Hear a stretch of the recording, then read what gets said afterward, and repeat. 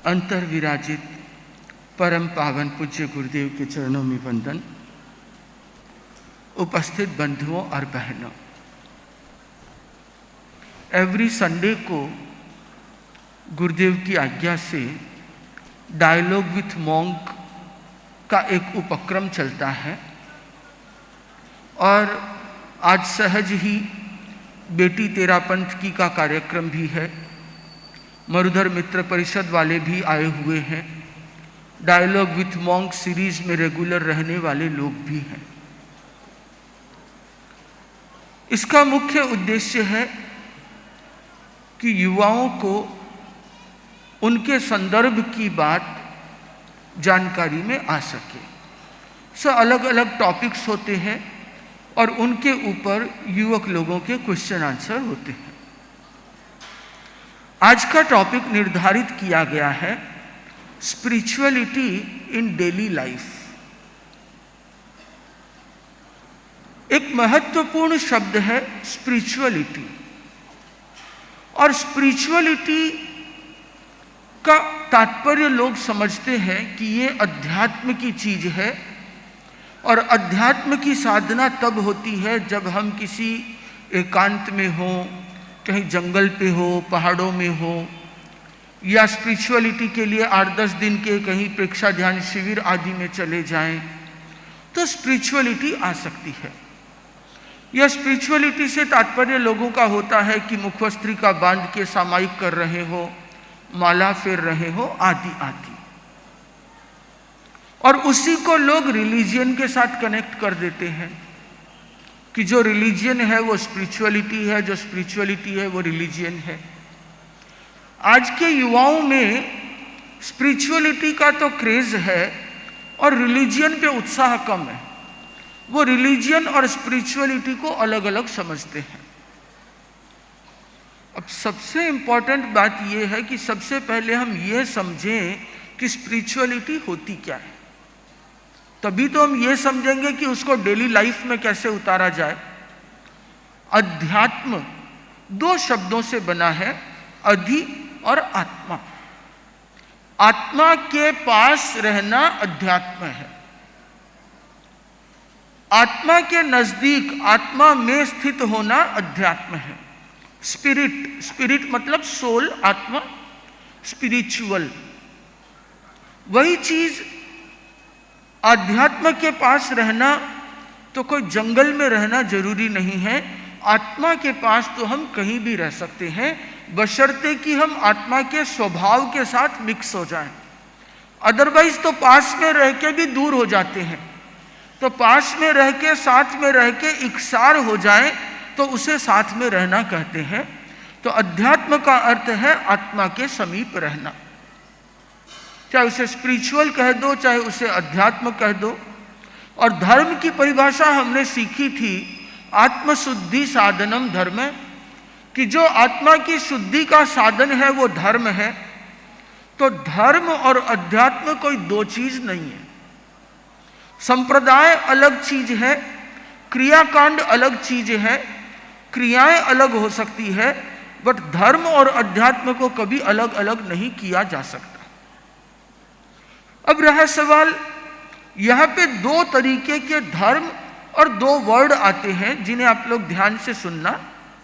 One is ritual, second is spiritual. कुछ rituals होते हैं, पूजा उपासना की पद्धतियां, जिन्हें हम रिचुअल कहते हैं, और स्पिरिचुअल उनसे परे अध्यात्म की प्रणाली है।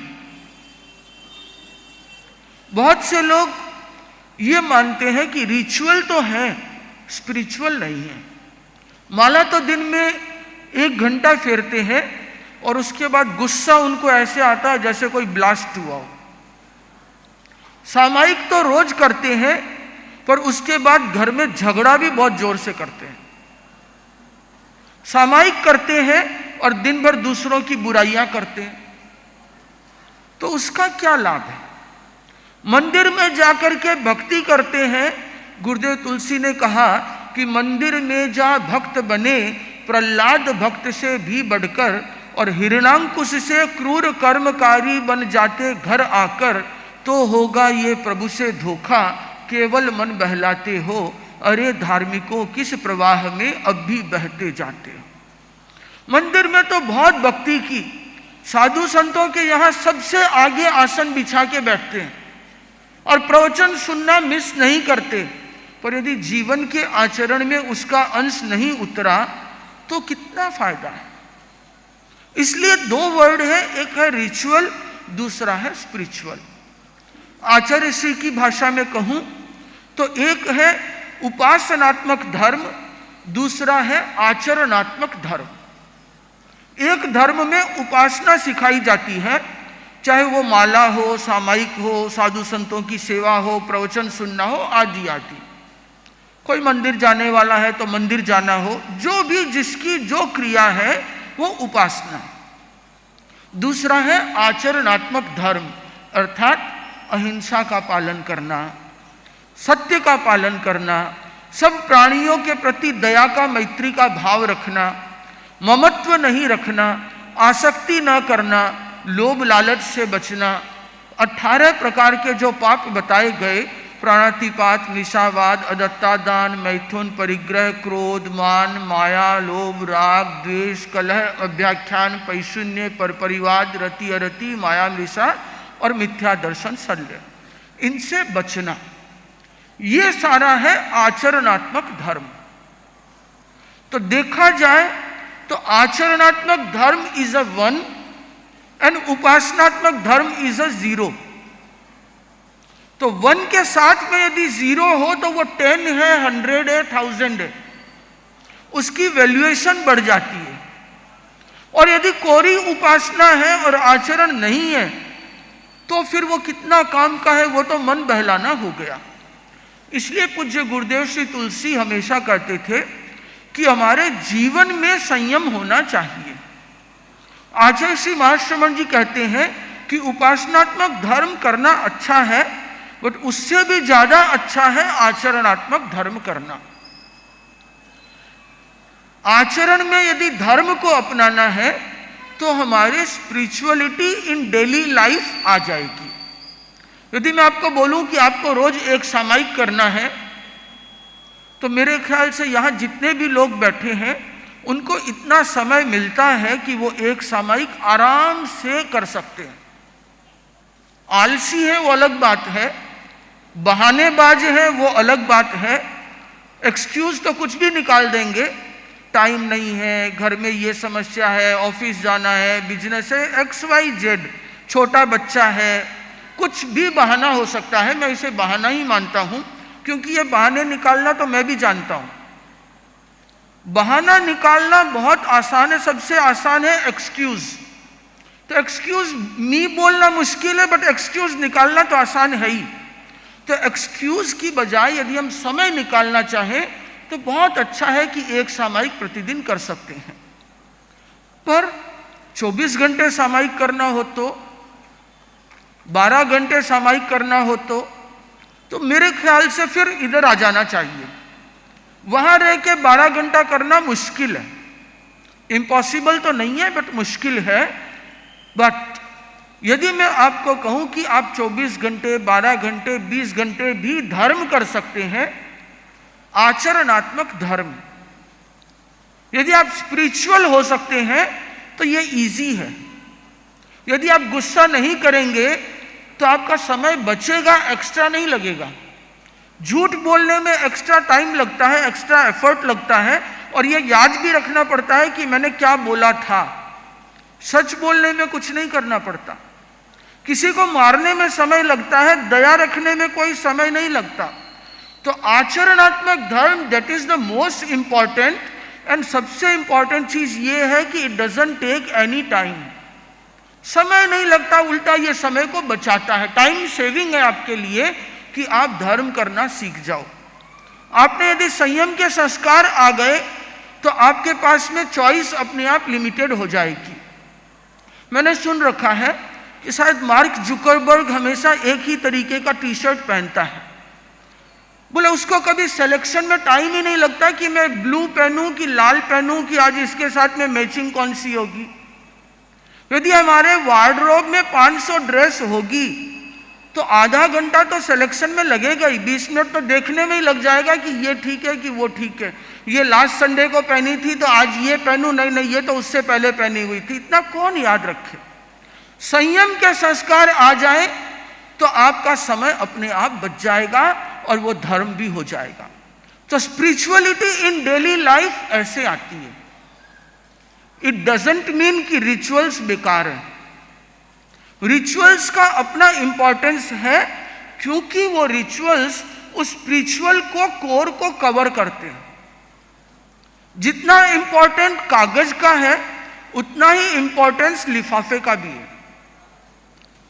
जितना इंपॉर्टेंस सॉफ्टवेयर का है उतना ही इंपॉर्टेंस उस सॉफ्टवेयर को कवर करने वाले हार्डवेयर का भी है। तो यदि आपके पास में सिम है और मोबाइल नहीं हो तो बात कर पाएंगे, और कोरा मोबाइल हो और सिम भी नहीं हो, इंटरनेट से कनेक्ट भी नहीं हो, तो क्या बात हो पाएगी। दोनों का इंपॉर्टेंस है। रिचुअल भी होना चाहिए, स्पिरिचुअल भी होना चाहिए। सो स्पिरिचुअलिटी इज द कोर। वो हमारा मूल है अध्यात्म, कि हम हर समय अध्यात्म में रहें। अब क्वेश्चन ये होता है कि हर समय अध्यात्म में रहें, ये प्रेरणा इंस्पिरेशन हमें मिलेगा कैसे। That is by rituals.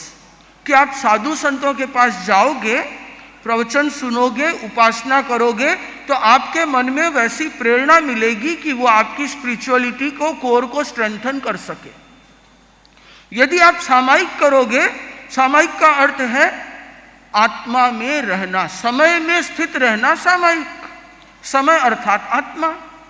तो यदि 1 घंटा 48 मिनट सामायिक का संवर का अभ्यास किया तो बाकी 48 मिनट्स का जो असर है वो बाकी 23 आवर्स पे रहेगा कि हाँ मैंने सामायिक क्यों की, समता में रहने के लिए, तो मुझे दिन भर समता में रहना है। 48 मिनट की प्रेरणा कंटिन्यू रहनी चाहिए, तो उस सामायिक की सार्थकता बढ़ जाएगी। तो वो सामायिक आपके स्पिरिचुअलिटी के कोर को और ज्यादा मजबूत करने वाली बन जाती है। एक क्वेश्चन लगभग साधु संतों के पास जब भी जाते हैं तो बहुत सारे साधु संतों का पहला सवाल क्या होता है? पहला क्या होता है बताओ आप लोग कोई? माला फेरते हो।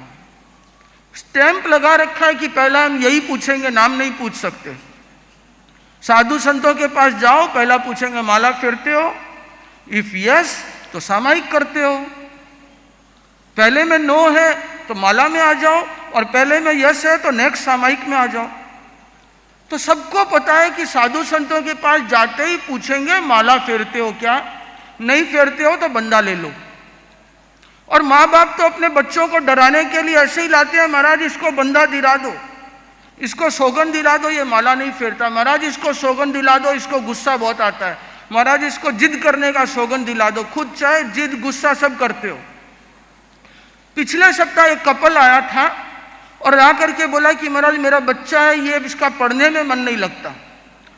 फिर उसको मैंने कुछ समझाया, उसके बाद बेटी को लेके आए, बोले महाराज इसको समझाओ, इसका कॉन्फिडेंस कमजोर है, ये इसको जिद बहुत करती है।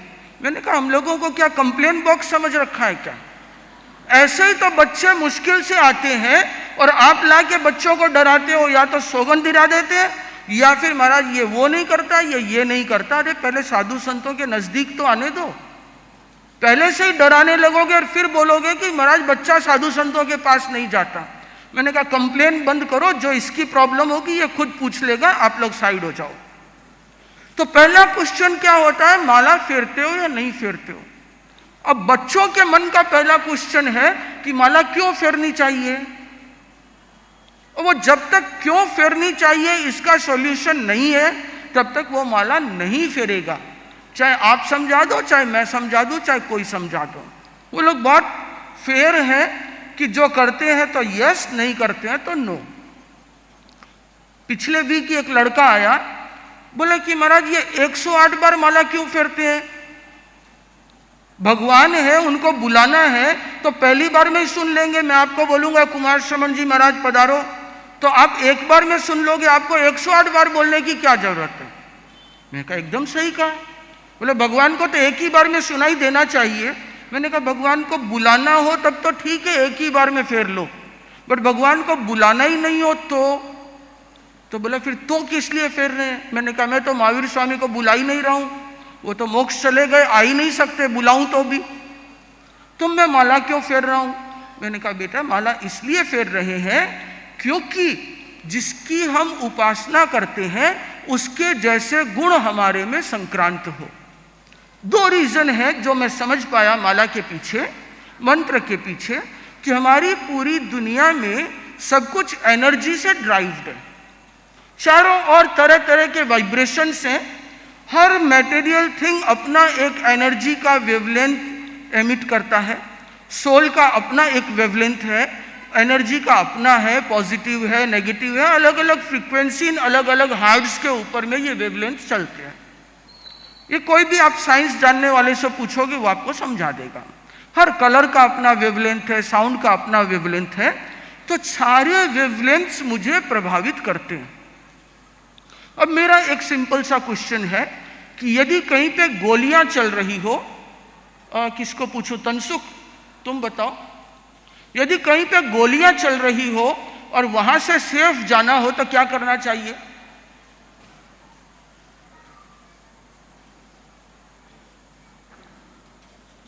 सामने से गोली आ रही है,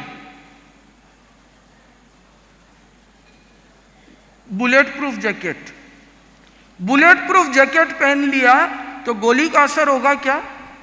नहीं होगा ना। और यदि गोला फेंके तो हैंड ग्रेनेड, तो बुलेट प्रूफ जैकेट कुछ नहीं कर पाएगी। उसकी जगह यदि मैंने दीवार बना ली अपने आगे तो हैंड ग्रेनेड मेरा कुछ नहीं बिगाड़ सकता, और हैंड ग्रेनेड की जगह यदि तोप का गोला हो तो दीवार भी फूट जाएगी, वहां ईंट की दीवार नहीं आएगी, वहां मुझे कंक्रीट का वॉल बनाना पड़ेगा। और यदि कंक्रीट का 2 फुट का वॉल हो, सामने से मिसाइल आए तो 2 फुट की वॉल भी टूट सकती है। बट उसी की जगह ये कंक्रीट की वॉल यदि 2 फुट की जगह 20 फुट मोटी हो, बंकर बन जाए तो मिसाइल भी कुछ नहीं बिगाड़ सकती। सही है। इसलिए जब हम माला का जप करते हैं तो हम अपने चारों ओर एक शील्ड क्रिएट करते हैं मंत्र की एनर्जी के साथ, साउंड वाइब्रेशन के साथ, और उस साउंड वेव के साथ में जब हमारा ब्रेन वेव कनेक्ट हो जाए, अर्थात माला जो मैंने फेरी उस समय मेरा मन यदि माला में था, उसके इमेज को विजुअलाइज करते हुए माला फेर रहा था। सपोज मैंने ओम भिक्षु का जप किया, भिक्षु स्वामी का, और मेरे दिमाग में यदि भिक्षु स्वामी का पिक्चर क्लियर था तो मेरी एकाग्रता बढ़ जाएगी और उस लेयर की मजबूती बढ़ जाएगी। तो ऐसा लेयर यदि मैं 108 कोटिंग कर दूं, बहुत से लोग यहाँ बैठे हैं जो सोना चांदी के बिजनेस में हैं, यदि जो हम पॉलिश करते हैं दागिने के ऊपर, वो पॉलिश यदि स्ट्रांग हो तो वो ज़्यादा चलती है, और पॉलिश यदि पतली हो तो थोड़े दिन बाद निकल जाती है। अशोक जी माथा हिला रहे हैं, बोला सही है, सही है। किशन जी सही बात है, सारे दागिने वाले जानते हैं। तो यही चीज़ तो माला में है। यदि मैं 5 बार नवकार मंत्र गिनता हूं तो मेरी पॉलिश कमजोर है, कुछ तो है बट उतना स्ट्रांग लेयर नहीं है। वो यदि मैं 108 बार करता हूं तो इतना स्ट्रांग है कि वो डेली मेंटेन रह सके, और उससे ज्यादा करूं तो मुझे उससे ज्यादा बेनिफिट मिलेगा। ये पर्पस है माला फेरने का, कि जितनी ज्यादा स्ट्रांग कोटिंग होगी उतने आप नेगेटिव एनर्जी से बच पाओगे, उतनी आपके भीतर की पॉजिटिव एनर्जी, वो वाइब्रेशन, वो वेवलेंथ मिलेगा। दूसरा कारण है कि आप लोगों ने नोटिस किया होगा, यदि कोई बच्चा क्रिकेट में अच्छा बैट्समैन बनना चाहता है तो उसके दीवार के ऊपर में पोस्टर किसके मिलेंगे? सचिन तेंदुलकर के, विराट कोहली के। वो कभी भी शेन वॉर्न का पोस्टर नहीं लगाएगा, कभी भी वो किसी बॉलर का पोस्टर नहीं लगाएगा, वो बैट्समैन का लगाएगा। और जिसको बॉलर बनना है वो कभी सचिन तेंदुलकर या विराट कोहली का नहीं लगाता, वो अच्छे से अच्छे बॉलर का लगाता है। जिसको सिंगिंग में जाना है वो हमेशा अच्छे गायक का पोस्टर लगा के रखता है। क्यों? उसको देख के उसे इंस्पिरेशन मिलती है, एक मोटिवेशन मिलता है कि मुझे ऐसा बनना है। हमने नमस्कार महामंत्र में कहा नमो अरहंताणम, नमो सिद्धाणम, नमो आयर्याणम, नमो उवज्झायाणम, नमो लोये सब्बसाउणम। ये पांचों कौन है? वीतराग की वाणी, वीतराग सिद्ध भगवान, वीतराग के पथ पे ले जाने वाले, वीतराग की वाणी का अध्ययन कराने वाले और वीतराग के पथ पे चलने वाले। Means all 5 are connected with वीतराग इक्वेनिमिटी। अर्थात यदि मैं इन पांचों की प्रेरणा उपासना करूंगा तो मुझे प्रेरणा क्या मिलेगी इनकी उपासना से? कि मुझे भी राग द्वेष के बिना समता में रहना है, अध्यात्म में रहना है। इसलिए हम माला फेरते हैं। तो माला फेरने का अर्थ है उनको एडमायर करना जिससे हम इंस्पायर होना चाहते हैं। माला फेरने का अर्थ है अपने भीतर में ऐसी शक्तियों को जगाना कि हम बाहरी नेगेटिविटी से बच सकें।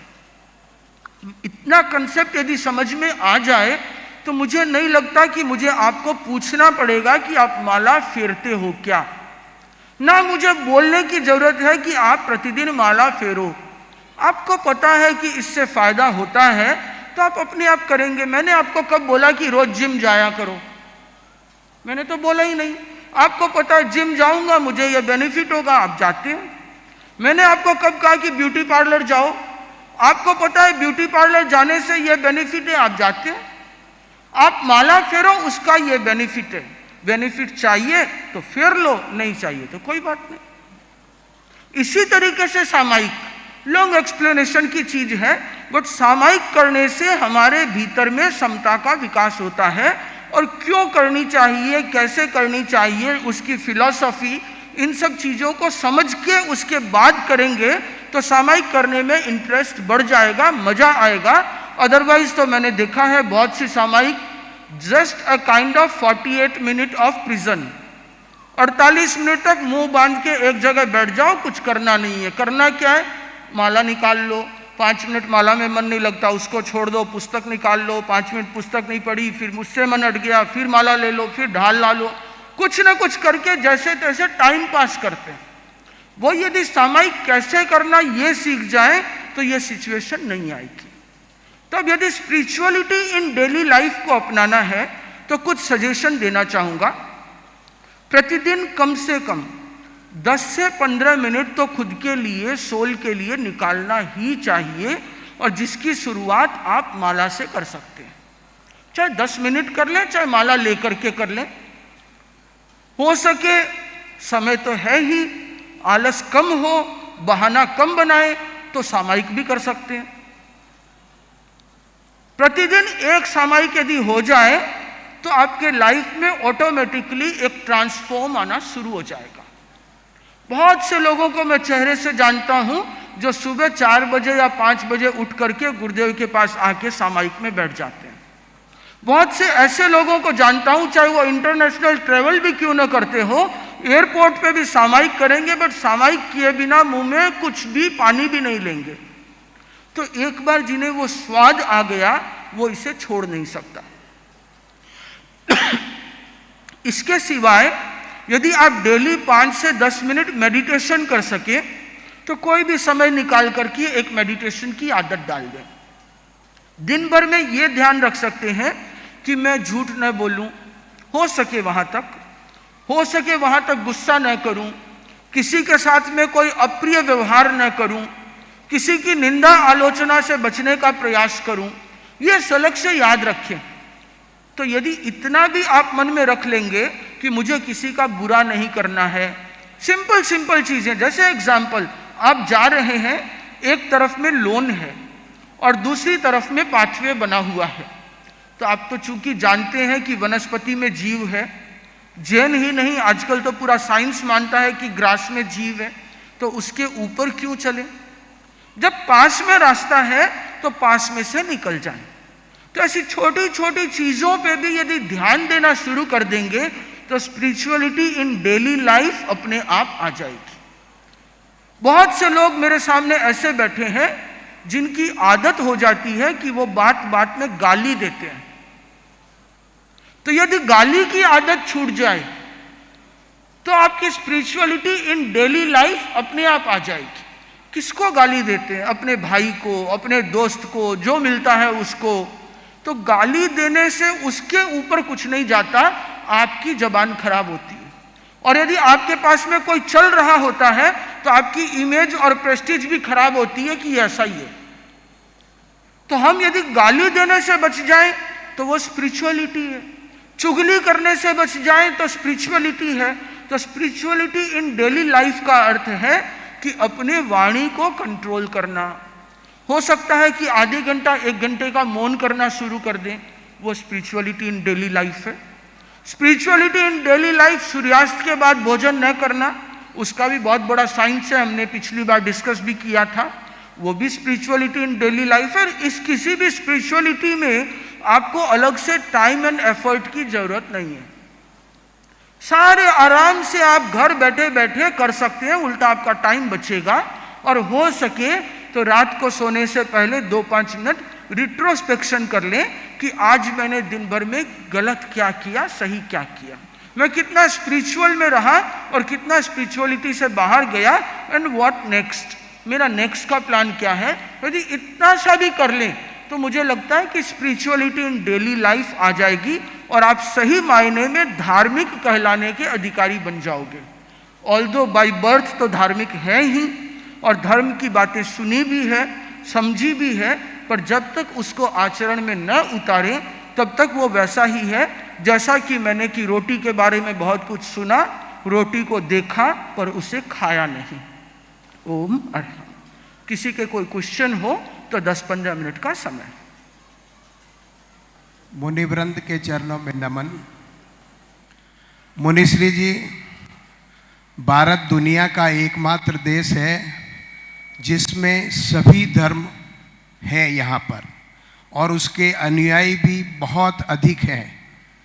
फिर भी यहाँ हम देखते हैं कि बेईमानी, भ्रष्टाचार, चोरी, चकारी और इससे भी बढ़कर खाद्य पदार्थों में मिलावट, जो किसी के लिए जानलेवा हो सकती है, वह भी बहुतायत से देखते हैं। इतने धर्म हैं, इतने धार्मिक लोग हैं, फिर भी ये परिवर्तन उनमें क्यों नहीं आ पाता है? ऐसा है, ये प्रश्न आचार्य श्री महाप्रज्ञ जी से अनेक बार पूछा गया और आचार्य प्रवर फरमाते थे, धर्म के अनुयायी होना एक बात है और धार्मिक होना दूसरी बात है। तो धर्म के अनुयायी कितने और धार्मिक कितने, ये अपने अपने विवेक पे छोड़ देता हूँ।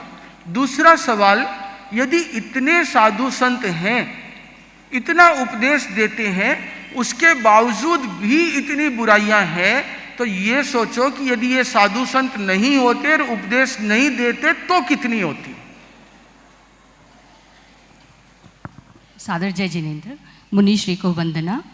मुनिश्री, हम जब छोटे थे तब तो लगातार हम लोग ये सामायिक माला फेरना, ध्यान और ये मेडिटेशन के कैंप वगैरह में जाते थे। बीच में चूंकि एक रूप परिवर्तन होता है हमारा, बच्चों को पालना और उनको बड़ा करना और गृहस्थी की जिम्मेदारियां आ जाती है, तो ये हमसे शायद छूट जाता है। हम प्रयत्न वापस करके उनको करने की कोशिश करते हैं, लेकिन ना तो वो स्मरण शक्ति रहती है, ना वो मन की एकाग्रता रहती है, ना वो शरीर की साध्यता रहती है। तो मुनिवर, वो क्या अंतराय है हमारे जो हमें इन सब को उस चरण तक या उस स्थिति में बाधक बनाते हैं? ऐसा है कि बहुत सारी सिचुएशन लाइफ की जिम्मेदारियों के अकॉर्डिंग चेंज होती है। तो बचपन में याद करने में बहुत अच्छा होता था, जल्दी याद होता था, वो एक एज आने के बाद में अपने आप कम हो जाएगा। तो हम याद करने की बजाय आजकल ऑडियो सुन सकते हैं। सबके फ़ोन में MP3 प्लेयर है, यूट्यूब है, तो उससे आप भजन सुनो, भक्तामर सुनो, प्रवचन सुनो, 25 बोल सुनो, तो वो बेटर। और पहले याद करते थे, समझ में नहीं आता था, अब समझ बढ़ गई, स्मरण शक्ति घटी है, तो समझ बढ़ी है, तो समझ वाले प्रयोग ज़्यादा करो कि 25 बोल याद तो नहीं होता, पर 25 बोल के मीनिंग को समझ लो। पहले 25 बोल समझते थे, याद करते थे, समझते नहीं थे, तो अब उस समझ को डेवलप कर लें तो दोनों काम हो सकता है। दूसरा क्वेश्चन कि छोटे बच्चे होते हैं तो सारा समय उनमें चला जाता है, तो धर्म कब करें? तो इसका बहुत सुंदर तरीका है, बच्चों को मारना छोड़ दो, ये बहुत बड़ा धर्म है। बच्चों पे झुंझलाना छोड़ दो, ये बहुत बड़ा धर्म है।